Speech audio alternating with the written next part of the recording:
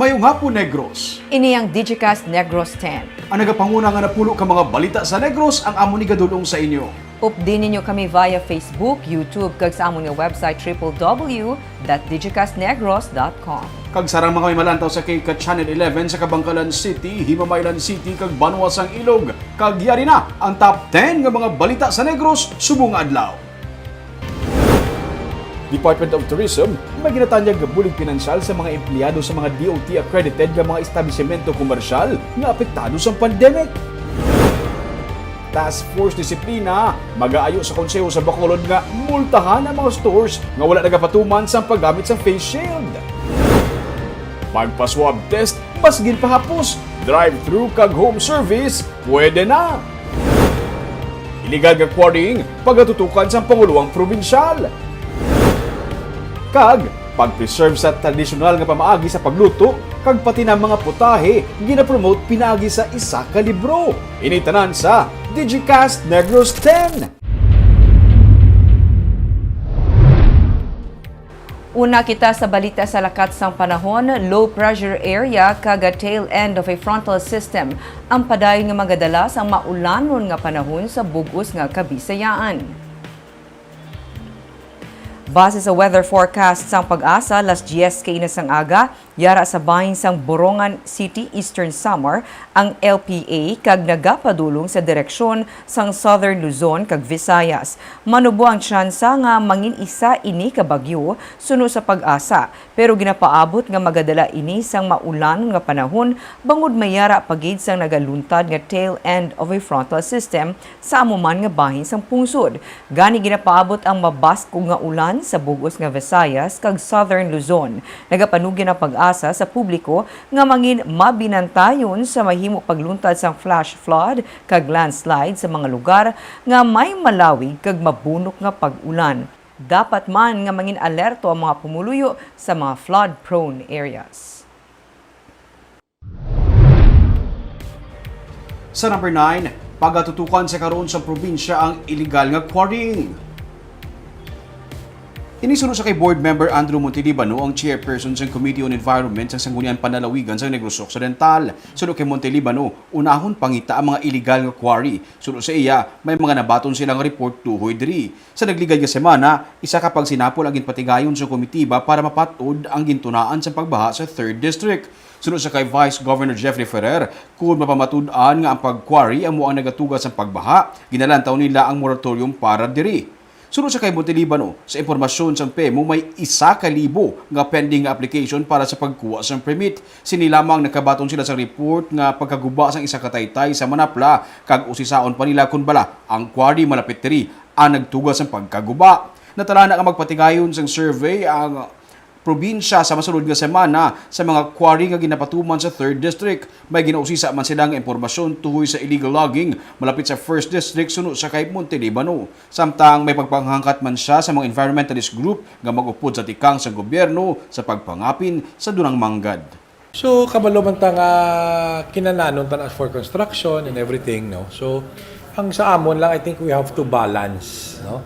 We have to balance in a way nga sige ang aton na development, but at the same time we also try to protect ang aton nga river system, no. Sa number 8, 27 anyos nga babae na kaluwas apesar sa 5 ka pagbuno nga iya na agong sa lawas.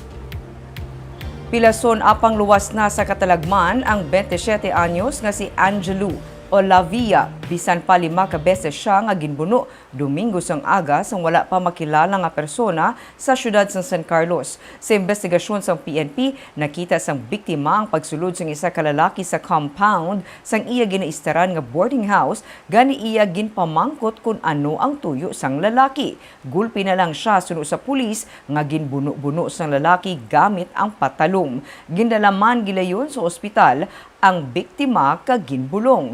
Ginahibalo pa sang PNP kung ano ang motibo sang suspetsado. Isa sa posible, ginalantaw sang kapulisan ang mga posible mangawat kung tani ang suspect sa compound sa maabtan siya sang biktima. Sa number 7, piso nga saka sa bilis ang produkto petrolyo, ginpatuman subong nga adlaw. Ini kaanom na nga semana nga parayo ng pagsaka sa presyo sa krudo kag sang gasolina. Piso kag 5 sentimos ang ginmahal subong nga adlaw sang diesel kag piso naman sa gasolina. Pero kung sumahon sa anong kasunod-sunod nga semana ang oil price hike, yara na sa 5 ka pesos ang ginmahal sang krudo kag 3 pesos kag 70 sentimos naman sa gasolina. Ang pagmahal sang presyo sa world market kag pagsaka sa demand sa gatong ang ginatanaw nga kabangdanan sang padayon nga oil price hike sa produkto petrolyo. Sa number 6, presyo sang isda ang padayon nga mahal. Utan, nagsaka man ang presyo inibangod sang jutay nga supply. Yaring report. Ang malaing nga tiyempo tuga sang malawig nga pag-ulan, isa sa mga ginalantaw, nag-apekto sang supply sang utan. May pagsaka sa presyo suno sa mga manugbaligya, bangod jutay ang available nga supply. Wala labot diri, may gamay nga delay sa delivery. Sa Burgos Public Market, ang balato nga 3.5 sadto karon 2.5 na. 140 pesos ang kilo sang carrots, gikan 120. Ang cabbage, 140 pesos ang kilo, gikan sa 90 pesos sadtong Disyembre. Ang kalabasa, 80 pesos ang kilo, sadto 30 pesos lang. Tungod mahal ang kapital, hindi naman makapaayo pa ang mga manugbaligya. Ano, reklamo? Oo, kakakibot sila. Dasun, misa hindi naman sila mag-utan sa kalaswa. Oto, pero kaayo man sila, sir? Hindi kakayo kay ang ginansya mo amulan na. Ang bumalakal nga si Arnel Masitas nagsiling nga mahal man ang utan, hindi niya man luyag ikompromiso ang ikaayong lawas. Kung mag-abot ang tiyempo nga nagabarato ang presyo, suno sa iya, bawi lang. Man nga mabarato sa tindira ka lang bawi eh. Hindi mo pag i-deprive eh, muya lawas siya sa mahal eh. Pagsulod sang bagong tuig, nagamahal gid man ang isda. Tubtub karon, mahal sa gihapon ang presyo tuga man sa malain nga panahon. Ang bilong-bilong, 200 tubtub 250 pesos ang kilo. Ang bulaw, 280 tubtub 300 pesos ang kilo, gikan sa 250 sadto. Ang lagaw, 400 karon, gikan sa 350 pesos sadto. Nagmahal gid. Mga ano kataas din mga? 30 to 50 pesos ang taas ang isda. May manok bakal man, pero dutay lang tungod sa mong sa chimpo. Pag ilang iban, daw tamad na magwa tungod ga ulan. Pero pagka tao sa mulan, gasta mo man kasinulod. Suno sa mga manugbaligya, hina ang baklanay. Igo-igo lang nga sila ang makabawi gamay sa ilang nga ginkapital. Kinahanglan sa maid-id nga pagplano kapag suginanon, inimikang tanan sa plano nga pagsaylo sa Kapitolyo sa Talisay City. Inisunod sa kay Vice Governor Jeffrey Ferrer nga sa karon nagahulat pa man para matalakay ini sa sanggunian panlalawigan. Kabahin sa proseso ang public hearing agud to mapamatian man ang bangin sa nagkanilain nga mga sektor. Nagalakip ini sa pagtalakay sa bentaha kag disbentaha sang amo nga lihok. Nanging unanimous na ang desisyon sa mga alkalde pabor sa plano nga pagsaylo sa Kapitolyo sa Talisay City. Ginapaabot man ang resolution gikan sa ACE nga nagaruso sang amo nga plano. Kung may kinahanglan public hearing, we will invite all the NGOs, sectors concerned. So in general, parang at least daw it agrees everybody. It's not only nga ang gusto namo ang ilaman being ang mga side, and then we consider the pros and cons. Sa number 4, Negros Oriental, may 8 ka bag-o nga kaso sa COVID-19 kag duhaman ka bag-o nga napatay bangod diri.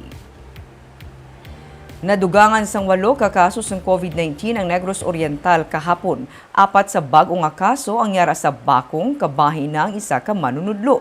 2 sa Tanhay City kag isa naman sa Gihulngan City kag Santa Catalina.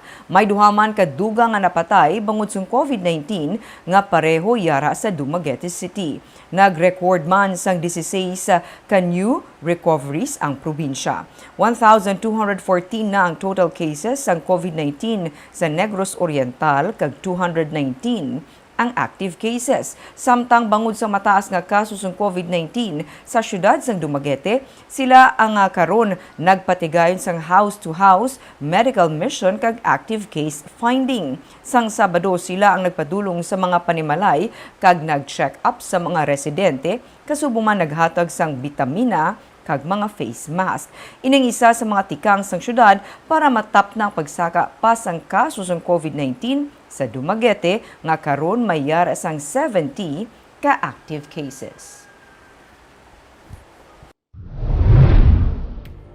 Sa number 3, hindi lang ang pag-order sa pagkaon sa fast food, pwede maka-drive-thru. Pati sa pagpa-swab test, pwede na ang drive-thru. Pati home service, pwede na. May report si Marty Go. Mayara sang pila ka mga pumuluyo nga nahadlok magpadulong sa mga medical facilities para magpaidalom sa RT-PCR testing bangod basi malatnan sila sang COVID-19 sa amo nga lugar. Amo kun nga mayara na karon sang pila ka mga medical institution nga nagapatuman sang nagkalain-lain nga mga pamaagi para masolusyonan ang amo nga kahangawa. Ang Riverside Medical Center ang naglunsar sang ila ginatawag nga drive-thru testing. Hindi na kinahanglan nga magwa pa sa ila salakyan ang magapaswab test bangod ang medtech na mismo nga nakasuksok sang personal protective equipment ang magapalapit sa ila kag magakuha sang swab sample. Pinaagi sini mas makasiguro ang nagapaswab nga hindi siya malatnan sang virus sa sulod sang medical facility. There are those who prefer to avoid the queues inside the hospital by getting tested within the comfort of their own vehicle. So there are also those patients who are in a rush or have no time to go through the regular hospital processes for swabbing. Mayara man sang mobile swabbing unit ang Philippine Red Cross sa mga indi luyag magkadto sa ila biomolecular laboratory sarang na nga sila mismo ang kadtuan sang medtech sa ila balay para kuhaan sang swab sample. Ugaling mas mahal ini kung ikumparar sa regular nga swab test nga ginapatigayon sa laboratory bangod kinahanglan nga magsuksok sang PPE ang medtech nga magsulod sa panimalay. Marty Go para sa Digicast Negros. Sa number 2, pamuno sang Task Force Disiplina, nagpanawagan sa sangguniang panlungsod nga butangan sang multa ang mga establishmento komersyal nga wala naga-require sa ilang mga customer sa paggamit sang face shield. Ginpahayag sa pamuno sa task force nga si Wilfredo Jolingo nga sila sa ila paglibot sa mga merkado kag downtown area sa Bacolod kahapon madamo sa gihapon ang wala nagasuksok sang face shield. May iban man nga hindi gusto ang pagsuksok sang face shield bangod ila lamang ini ginabutang sa ibabaw sang ila nga ulo. Isa-isa nga ginsulod sa task force sa mga baligyaan nga may mga customer nga wala nagasuksok sang face shield kag ginpahanumdum nga istrikto nga ipatuman ang ordinansa sa pagsuksok sang face shield, magluwas ang face mask sa mga pampubliko nga lugar. Suno kay Jolingo, hindi dapat magkumpiyansa ang publiko nga manubo ng kaso ng COVID-19 sa syudad, kundi dapat magsunod sa minimum health protocols. Nagapanawagan man siya sa sangguniang panlungsod nga i-amend ang ordinansa sa pagsuksok ng face mask ug face shield para multahan ang mga tag-iya sa establishmento nga wala nagapatuman sang minimum health protocols. Bala may dutay sila nga kulbaan, nga kung magsulod kami, sila 100 to 50 katao ang nagapungkot. Tinakpon talaga ng 50 katao kung 100 katao. Kung establishment na lang natin ng multahan, di ko naglawan-lawan mo establishment multa, may posibilidad nga ipulis siya giti ang nagasulod sa iya. Kaya kulbaan man sa magbayad at lawan sa multa mo. Kag sa numero 1 sa mga balita subong nga adlaw, miyara sa ginatanyag nga bulig pinansyal ang Department of Tourism sa mga empleyado sa mga yara sa tourism industry. Pati ang nakabato na sa mga bulig pinansyal gikan sa ibang ahensya sarang pa maka-apply diri. Yaring report. Sa pagbisita ni Tourism Secretary Bernadette Romulo Puyat sa Silay City, Kaina, isa sa mga ginistoryahan nila ni Negros Occidental Governor Eugenio Jose Lacson amo ang 5,000 pesos nga cash grant para sa mga empleyado sang nagkilalain nga mga establishmento sa idalom sang tourism industry kasubong sa mga hotel, souvenir shops kag restaurant. Sulo sa kay Romulo Puyat, hindi patanan nakahibalo nga mayara sang amo nga grant. Ganiluyag nila nga ipalapot sa mga LGU sa mga probinsya. Nagalakip ini sa mga empleyado nga bisan pa nakabato na sang grant gikan sa iban nga ahensya, pati na ang nakabalik na sa trabaho pero hindi pa sa gyapon full-time. Pati ang mga tour guides nalakip man diri. Ini sa idalom sang bayanihan 2 nga mas ginpalawig tubtub Hunyo. That's for all, number one, all the employees of, number one, DOT accredited. Second, LGU license. Tapos, we've already talked with the DOLE kasi may nakakuha na ng camp before. Pwede na makakuha ulit because we were explaining to the DOLE that they may have given siguro mga early days of the pandemic that if we could give again.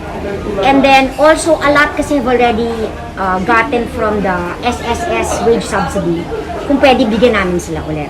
May ginatanyag man ang DOT ng working capital loan para sa mga luyag makabangon liwat ng mga negosyante. Mayara ini sang zero interest loan, 4 years to pay kag 1 year grace period. Sulo sa kay Romulo Puyat, dako kuno ini nga bulig sa mga yara sa tourism sector nga amo ang isa sa mga pinaka-naapektuhan sa pandemic. Tapos nabigyan rin kami ng 6 billion for working capital loans. That's with SB Corp, that's under the DTI kasi ang DOT kasi we don't have ganong like yung aming financial assistance dinaan namin sa DOLE because hindi and sa SB Corp naman that's what working capital loans for the smaller enterprises. Ang cash grant ang sarang ma-applyan sa DOLE office. Sa datos gikan sa DOT Region 6, may 157 na ka mga individual sa Negros Occidental nga nakabenepisyo sa cash grant, samtang 69 naman sa Bacolod. May na-release na sila nga 8,770,000 nga bulig pinansyal. Samtang iya naman ginaabi-abi ang nagakatabo sa karon nga plano sa pagbakal sa bakuna kay pinaagi sini makaamat-amat na bangon ang turismo. Pero sunod sa iya, wala man nagakahulugan nga kung may bakuna na, pwede na makabalik sa normal ang pagsinalayo. Dapat sa gihapon sundon ang minimum health protocol. Kag sa good vibes, ginakahangawan nga ang mga tradisyonal nga pamaagi sa pagluto. Bisan pagani ang tradisyonal nga mga putahe, basi madula. Gani isa ka cookbook ang ginunsar para ma-preserve ini. Yan report ni Romeo Subaldo. Ang kadyos baboy lang kaakon kay BL, pangat, laswa, ang pila lamang sa mga dinumaan nga paborito nga pagkaon sa mga Negrosanon. Ini ang makabig naton nga mga recipe nga ginpasa sa aton gikan sa aton nga mga kaluluhan. Suno kay Rina Gamboa, ang presidente sang Slow Food Community of Negros, ang pagluto sang manamit kag batinlo nga tradisyonal nga mga pagkaon, ang advokasya sang Slow Food Community. Luyag nila nga magapabili ng traditional recipes kay basi madula na ini. So, it's not just a cookbook. It is a documentary of dishes that are soon to disappear if we don't tell everybody to keep on serving it. The other point there is the food sources that we don't use anymore may disappear, like kadyos, what else? Batuan. Luckily now people recognize it. Gani isa ka cookbook ang ilagin lunsar, nagitiguluhan ni Grense Heritage Cooking. Makita sa sini nga cookbook ang nagkanilain nga mga recipe sa mga tradisyonal nga pagkaon sa mga Negrense, kasumong sang alupi, ibos, dulce gatas, patahumba, puso ensalada, pangat, abalong, laswa kag madamo sang iban pa. Hindi lang recipe ang luyag nila itudlo, luyag nila nga i-preserve ini kag mangin lifestyle sa mga Negrense. We are also overwhelmed with the response. We were selling just how many copies and we have to reprint now. So I think people realize the importance of our heritage. So it's not just a cookbook. It's really making us know who we are as Ilonggos, as Negrenses. And hopefully we will do another book because we just tried to put it in a limit. So there's still a lot of things that we did not. Sa paglunsar sang libro kay na, dinapit nga bisita si Tourism Secretary Bernadette Romulo Puyat. Ang cookbook ang sarang mo-order sa ilang Facebook page nga Slow Food Negros. Barb ka na, basta magamba ka daan niya nga mga Negrense. dinumaan, mga Negrense, nga mga dinumaan, bala nga mga recipe sa aton, nga mga kalululahan, namit ka na nga pagkaon. Dapat i-preserve mo siya siguro ang way, paano siya gina-prepare, kag ang mga ingredients. Ming ako yung nami anagi ko magkaon, pwede gi ko kabalo magluto. Pero ikaw ya fili ko ya ampay mo gini kay Kuya man. kusinero kag idya ka Ang ginabato nila, ginabato ang paka. nga ginaluto na siya sa unay sa mga bukid, Ah, okay. di ba? Amat-amat siya nakadula kay mga tao na dok na magkaon pa ka. Ang karne sa Carabao kuno bar, meron na isang way nga paano siya i-prepare. Ara man sa heritage na nga cookbook, ang KBL, Okay. very popular ka KBL, ang buriring, chicken binakol. Binakol, favorite. Binakol. Ara na siya mga May bali inang for sale ang bukag whoever wants. yes, Barbie, nabaligya Baka siya, sina- pero do Okay. amat nasig siya masold out. Wala pa Okay. masyado mahilig sa matabat nagdula. Basta ang plano ganila subong, may second book sila nga i-release. Sabi namin, bagay mga ilong dishes ni ato na edila na panabor. No? I think makuha mo ko namin kay ipaluto ko sa kay mama ko. Hindi sa akon. Kag isa pa na, sa promote sa aton tourism, ang food naton sa Negros. Known gid kita ya sa aton nga food tourism. Kag amoy ato mga balita sa Negros, subong adlaw. Kay man sa panahon karon importante nga may ihibalo ka sa nagakatabo sa imo nga palibot. Pero dapat balanse kag eksakto mga impormasyon. Padayon kami nga magapangalagad sa Negrosanon. Ako si Barbara Mijares. Tubtub sa buwas ako naman si Romeo Subaldo, mayong hapon.